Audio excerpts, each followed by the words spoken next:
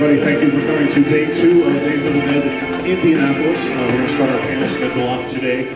We have a jam-packed lineup today, including makeup effects contest, tattoo contest, so check your schedules and stop back in this room often. So we're going to start off with the first panel of the day, Katie Featherstone.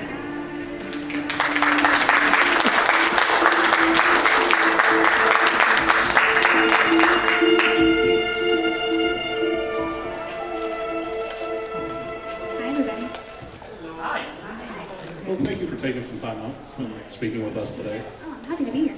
So let's start off with an easy question. What made you decide that you wanted to be an actor? I think part of me kind of always wanted to be an actress, but I made the decision in the 7th grade. I went to an acting class and I was really shy. I've always been really shy.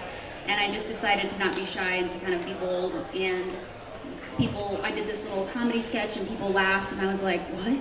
Oh my goodness, and it was this kind of lovely moment, and then I went home that day and told my parents, guys, I'm going to be an actress, I'm not going to be a doctor, and they were crushed temporarily, but they've always been really supportive, and I just never looked back. So how did you get involved in Paranormal Activity? It was my very first year in Los Angeles. I graduated college in Dallas and moved to LA, and I had no agent or anything like that. And I got the audition off of this site called LA Casting, which is where you get auditions if you don't have a team supporting you. And I just auditioned in this tiny little theater in North Hollywood and had a lot of fun, and then met Mika at the callback, and we auditioned really well together. And then at some point, a few weeks after that, Oren gave me a call and was like, hey, this is Oren. You have the job if you want it. And that was it. And then we started filming in October of that year. So I read it was only shot in 10 days. What are some of the challenges of that tight schedule? Well, our shoot was an unusual one in that we weren't SAG actors. We didn't have a big crew. We didn't have a lot of the regulations that you have on a normal kind of film. So we had 10 days. In fact, it was actually 7 days if I remember correctly. But we shot kind of around the clock. We shot as much as we wanted to shoot, and we took breaks when we wanted to take breaks. We were living in that house in the movie, so it would be dinner time, and we'd be like, well, let's just act through dinner, you know. So there was a lot of, I think, room for us to play, and a lot of time we got to use that we wouldn't have been able to use as efficiently if it had been a normal shoot.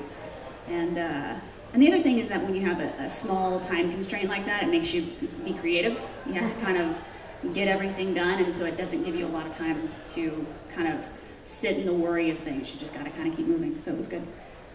So I read there was no script for the film. Did you guys just get like high points to hit and just kind of go with it? Yeah, Oren was very clear about kind of certain things that he wanted, the tone that he wanted, some of the big scares like the dragging out of the bed and the psychic coming and things like that. So those scenes we knew we were going to do ahead of time.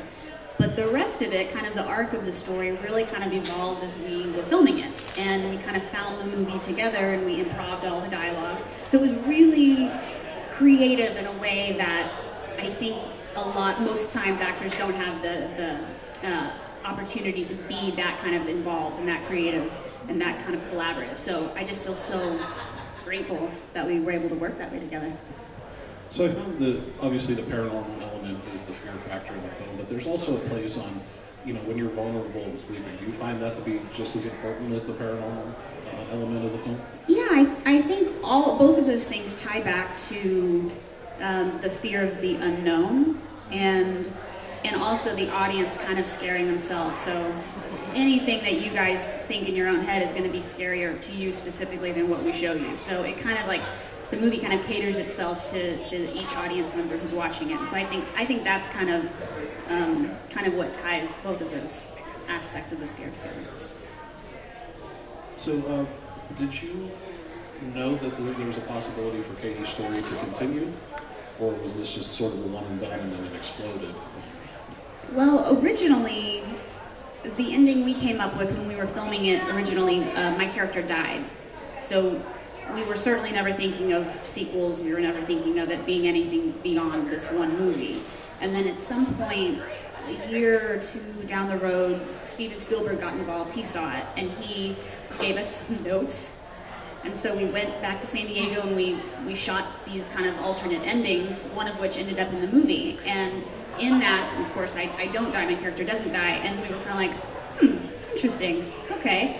But still, we weren't thinking like, oh, it's because there's going to be sequels. We didn't even know if anyone would ever see it. We thought this thing could go straight to DVD, this thing could, be in New York and LA for one weekend, and that's it. So there was never a time when we were like, yeah, this is going to be a franchise. It just sort of happened, and we were kind of along for the ride.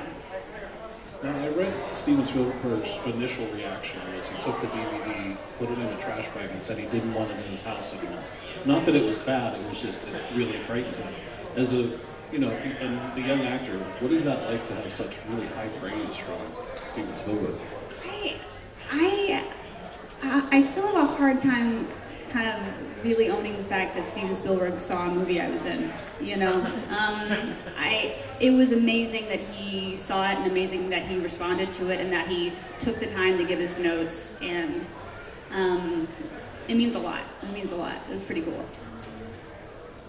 So when you were sleeping and the camera was going, did you know when things were going to happen, or was it sort of he wanted your true reaction? In the very beginning, Oren didn't come from filmmaking, and so he'd never worked with actors before, and so in the very beginning, he like the very first day of shooting, he would surprise us with the scares, and then for whatever reason, we wouldn't get the shot, and we'd be like, okay, well, let's do it again, and then he quickly realized, like, oh yeah, they're actors, they can know what's coming and still react authentically. So for the most part, even if we didn't know specifically what was coming, we would do each shot more than once, and so we would know, but you could still be in the zone and have fun with it. Do you remember how a lot of the effects were done, like the doors opening, you being dragged, all that kind of stuff? How, because you really, for such a low budget, you couldn't tell what was happening. A lot of times you see a string or something, but that wasn't the case. Yeah, that was all Oren. He was really, he before he made this movie, he was like programming video games, and he'd always been very kind of intelligent and worldly with computers. I'm not that way. And so doing the scares, it was all very practical.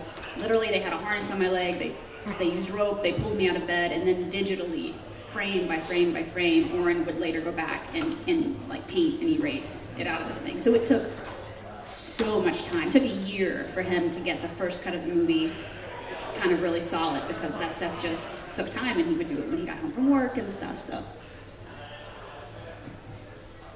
there have been so many found footage films before and after Paranormal Activity. What about this one?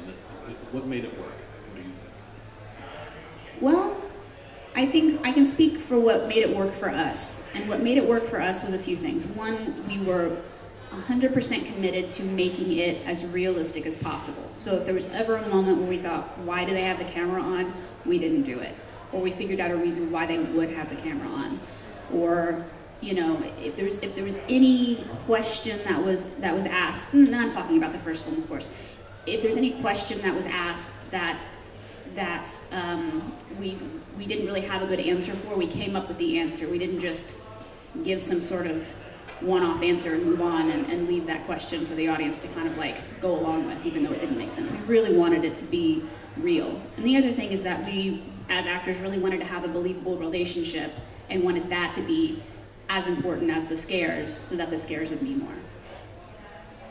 Speaking of that, you and Mika really seem to have a good amount of chemistry. Yeah. How do actors obtain that in such a short amount of time? I think it's just meant to be or not. We met in the audition, and this is exactly how it went. We walked in, we're like, hey, I'm Mika, I'm Katie. We sat down, and Oren said, tell me about how you guys met. And we literally looked at each other and then just started telling him this story about meeting while traveling abroad in college. And we just kind of listened to each other, and it kind of happened organically. And I don't think you can create that. You either have it, you can develop it maybe over time, but you either have it or you don't. So there wasn't much makeup involved or gore or anything. No, there wasn't even mascara, guys. There's no makeup in this movie. Well, you had the bite mark. That's true. How was that done? There was a makeup artist named Amanda who came, and she was great. She was super sweet. She did a lot. She did some of the blood for us, and then she did that bite mark. But it was all very like practical. I remember we just like standing in the bathtub and like putting blood on and being like, well, does this look bloody enough? Well, sure, okay, let's shoot, you know. So it was very collaborative and, you know, fun. Now, do you remember shooting anything in the original that didn't make the final cut? Oh, we shot so much.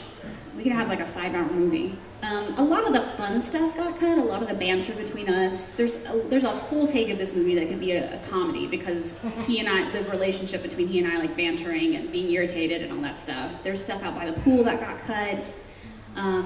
It's been a long time since I've seen a version that isn't the version that's out. You know, it's been years and years, so it's hard to remember specifics, but I do remember there were things that we loved that just didn't quite work, and we'd have to, you know, cut them, and it served the story as a whole. But I remember at the time it being tough. A quick question: do you believe in the paranormal? Well, I believe, yeah. I mean, I believe in lots of things. I think this world there's lots that is hard to explain, and I think there's room for everything. I don't personally have any space for anything scary in my world. My world's pretty positive, but sure, yeah.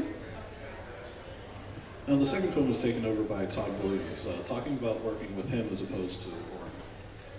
Yeah, the second one was a transition in a good way, but definitely a transition because all of a sudden it wasn't a tiny indie movie with 3 people, it was a Paramount film, which was the first time I'd ever worked with a studio like that, and there was a crew, and there were meal breaks, and, you know, it was very fancy for us, but for Paramount it was like throwing 2 nickels at something, and, you know, it was like big studio and indie film coming together and trying to like meet in the middle. So there was a big transition there, you know, but our family got bigger. Todd was great to work with. Certainly different than Oren, but it served the project because the project was different than the first one. And yeah, I mean, I still have dear friends that were on the crew, you know, all the way starting from the second movie on that I still keep in touch with. So, you know, it was a good time. One thing I definitely wanted to talk about was the marketing of the film. Much like The Blair Witch, I think this has one of the best marketing campaigns ever. Now, as an actor in the film, did you see any of that or know that was going to happen, or was that sort of after the fact? And what were your thoughts on the marketing? I thought they did such a great job. I mean, we didn't really know anything that was going to happen until it happened. Mostly because they didn't know really what was going to happen until it happened. They didn't really know what to do with us. So that's why it started with a couple of college towns, and then they saw the interest, and they thought, well, we'll do the demanded thing, and if people seem interested, then we'll see what happens. And then everybody demanded it, and we were like, what, you know?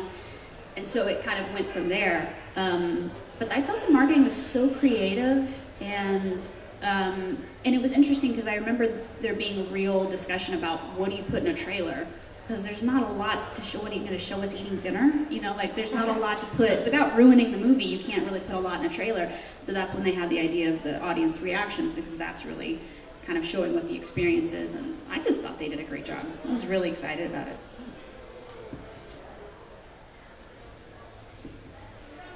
Now, in the second film, I read that there was an alternate ending shot that was never shown to audiences. Do you know anything about that? No. I mean, I'm not saying it didn't happen. It's very possible that it did, but I don't really. I mean, the thing is we shot, especially the second one, because they were trying to make it, you know, improvisational like the first, and they did a pretty good job. But it was a little tiny bit more scripted. But we would shoot like a whole movie. We'd shoot around, and then we would all go home, and they would edit for a month or 2. And they'd kind of develop the story more, and they'd go, oh, we need to shoot these scenes and these scenes, and then we'd go back and we'd shoot another round, and then they'd go back and edit. So it's totally possible that there's like 4 endings to that film, but I don't remember what they are. Now, with the whole franchise itself, it seems like you're really the central character of the whole film, in the whole series. Talk about that if you could. You know, did that sort of propel other things for you being in that role of the film? You know, in some ways, I mean, certainly I have a level of being known now that I didn't have before. It seems so crazy to me that I have like a central role in these movies, but I'm so honored because it, you know, certainly started from something that was so meaningful to me, and that it's become so big is really cool. It's nice now in some ways to have a little bit of distance from it in the sense that because we used our real names in the first movie, we had no idea that the whole world would see this film, that there is sometimes a little bit of a lack of separation from me, the actor, and the girl in the movie. And so sometimes people are like, can I put you in my thing because you played a demon, and or are you a demon, that kind of thing. So it's nice now to have a little bit of distance and be making my own things and to be seen in a way that isn't just Katie from Paranormal Activity. Although having said that, there's no one more dear to my heart than these characters in these films. So, super grateful. Now, I know when the marketing campaign was going on for Blair Witch, the actors sort of had to hide out. Did you have to do that as well? I don't think they put us, I had a Twitter and all that kind of stuff, so we weren't like on lockdown or anything. Before the movie came out, I don't think they did very much with us. They didn't have a premiere, there wasn't anything fancy like that. But then after the movie came, we did radio interviews and Jay Leno and stuff like that. So, we were out there, I think, maybe a bit more than the Blair Witch people. So, this film, the original film, really created Blumhouse Pictures. Talk about that if you could, because they're really the leader of horror right now. I'm just really excited for Jason. He's a great producer, and he saw something in the way that we made the first film and the way that he made and produced the sequels that really worked, and he saw an opportunity where people really get excited about horror films and saw a way to make them in a way that was affordable but also had real opportunity for huge back end, which then supports the next films. And it's really cool to see him take something and really dive in, work hard, and to see it blossom is really fun. Now, in the age of reboots, remakes, whatever you want to call them, do you ever think this is going to get remade? I don't have any knowledge about what will or will not happen. I have a hard time thinking that they won't someday reboot it. Who knows? Maybe not. But I have to think that someday they will. They reboot every Paramount's like always going back to stuff and redoing it or adding a sequel. So who knows, guys? Maybe we'll get some questions answered down the road. Now, you've actually directed a short film, Becoming, in a series, Solace for the Unloved. Tell us about those projects. So I realized at some point, I remember when I was shooting Paranormal Activity, I remember thinking to myself, I was telling my friend Kristen this earlier, that I said I will never have more fun than when I'm making my own things, because I recognized in that first film that we were directing and producing and writing and acting and doing all these things. And so it took me some time to really own that in myself. But in these past few years, I've started a really tiny production company, and we've done a short film and a web series, and we're working on our first feature right now. And it's really fun. It's fun to produce. It's fun to direct. I like bringing people together and giving them a space to do their best work, whether in front of or behind the camera, and really creating a safe space for that so that we can do what it is we love to do and tell stories we want to tell. And I have a lot of stories that I want to tell, so, I have to. So, are you a fan of horror at all, or?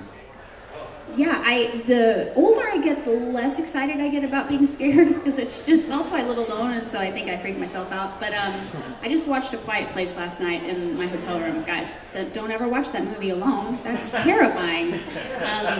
But yes, I do like to be scared. When I was a kid, I craved it. I wanted to see a movie that scared me while I was watching it, and then scared me when I was at home, and then really I wanted to live in the scare. So it's kind of funny that I ended up making one. I guess that was the path.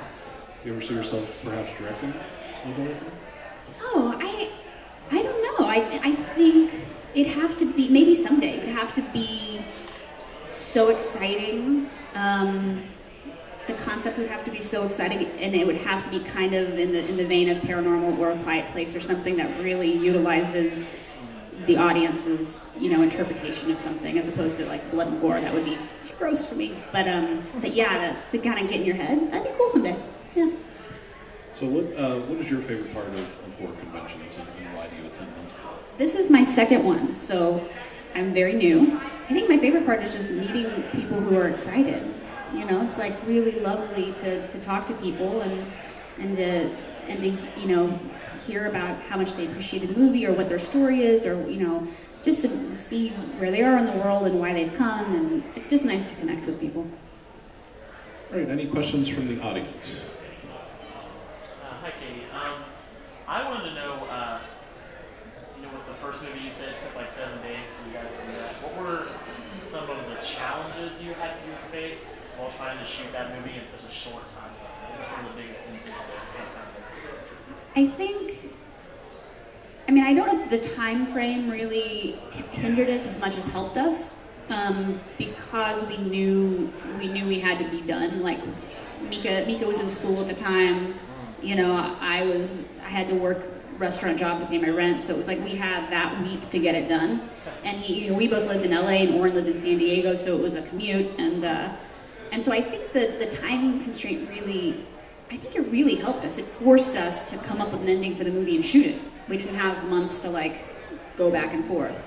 But some of the actual challenges of just making a movie like this that you're not totally sure what you're making until you've done it, is I remember one night we shot almost every huge scene in the movie in one night. We shot the powdered footprints, we shot the being dragged down the hallway, and maybe the attic. We shot a lot of the main things in one night. And so it's 3 or 4 in the morning, and we are delirious with sleep deprivation, and just at that point just giggly. And I remember Mika and Oren and I just sitting on the floor in the hallway laughing until tears are running down our face. Well, I don't even remember why we were laughing. And then we were like, we're going to ruin the movie if we keep laughing like this. We got to call it a night. We got to go to bed. We'll start again in the morning. So just trying to navigate the when to do what. I remember I would write shot lists down, and we all had our different strengths, and we complemented each other pretty well.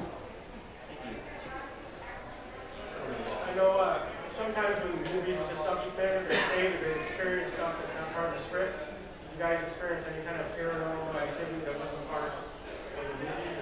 I always wish I had a great answer for this question, because I feel like most people when they ask it, maybe not you specifically, but in general, want to hear yes, the lights flickered and the thing happened and then we were all freaked out. But no, we had so much fun.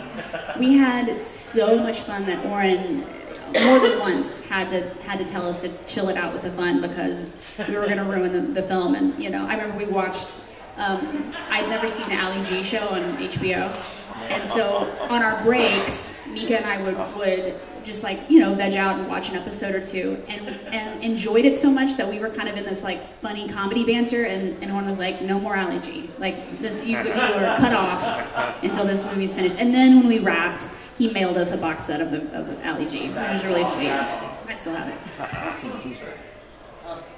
We're in a time of remakes and reboots across all genres. There was one movie that you could direct or star in, or remake. What would it be?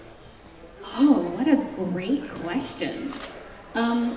I can't imagine this movie ever getting remade, and I'm also kind of too old for the role now, but there's this movie called The Sure Thing from the 80s with John Cusack and Daphne Zuniga, and it is a great, guys, go watch it right now. Not right now, go watch it in 30 minutes. It's so great, and the girl in it is it's about John Cusack's in college, and he's going from Harvard to UCLA to meet up with this Sure Thing.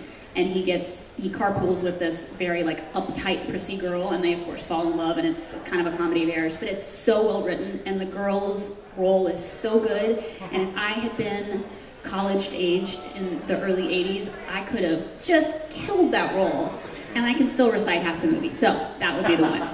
If anyone out there making movies and listening, think of it. Who else has a question? Going once, going twice. You're afraid of ghosts? Am I afraid of ghosts? Yeah. Nope, I am not. And the reason is because I choose not to be. If there's things out there in the world that can't be explained, I'm just going to assume that everything I come in contact with is going to be super, super sweet and loving. So, nope. So, I know you have a lot of creative outlets as far as the work goes, your acting and production company. What other kind of creative outlets do you on a personal level that you have for yourself? That's a great question. I have a lot of friends who are musicians, and a year or two ago, I guess, maybe 2 years ago now, I've been writing songs for a long time, and I play the guitar, and so my friend Clint was like, Katie, come to Nashville, and let's just record some of your songs, let's make an EP, and I was like, I can't do that, I'm not a professional, no, I'm not, And he was like, Katie, come on. And I thought, how can I say no to this? This is such I was terrified, but I thought, this is so cool. So I did. I went to Nashville, and we recorded 5 or 6 songs and like that I had written, and these musicians came in and played, and it was such a beautiful kind of like creative process that's very much like filmmaking. It just costs way less money and takes way less time. But it was so creative and awesome, and it's on iTunes, and all the proceeds go to charity. So if you look me up on iTunes or look up my name on iTunes, and you can listen to my songs. Yeah.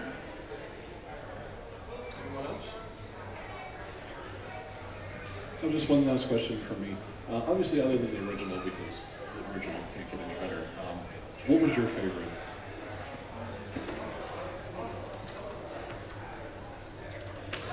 I guess it's between the second and the third. I'm going to say probably the third, and because the girls who were in it were so lovely, and it was just really fun to meet them and work with them, and I liked the whole 80s vibe of it. It was fun. Yeah, so that's probably the third. Probably. And then also the directors, Henry and Rel, were like so fun. So they were great, yeah.